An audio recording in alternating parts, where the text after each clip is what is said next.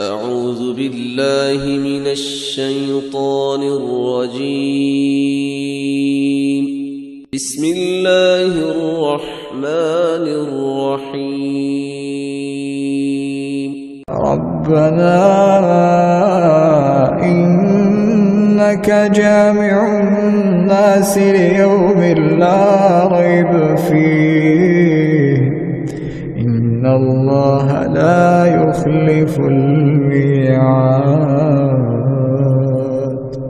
إن الذين كفروا لن تغني عنهم أموالهم ولا أولادهم من الله شيئا وأولئك هم وقود النار كدأب آل فرعون والذين من قبلهم كذبوا بآياتنا فأخذهم الله بذنوبهم والله شديد العقاب. قل للذين كفروا ستغلبون وتحشرون إلى جهنم وبئس المهاد. قد كان لكم آية في فئتين التقتا فئة تقاتل في سبيل الله وأخرى كافرة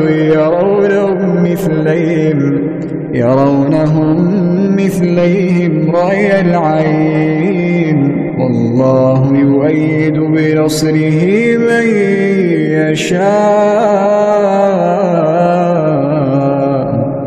إن في ذلك لعبرة لأولي الأبصار.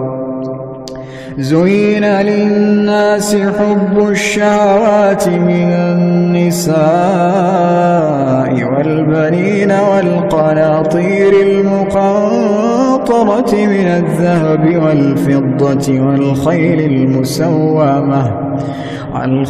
المسومة والأنعام والحرث ذلك متاع الحياة الدنيا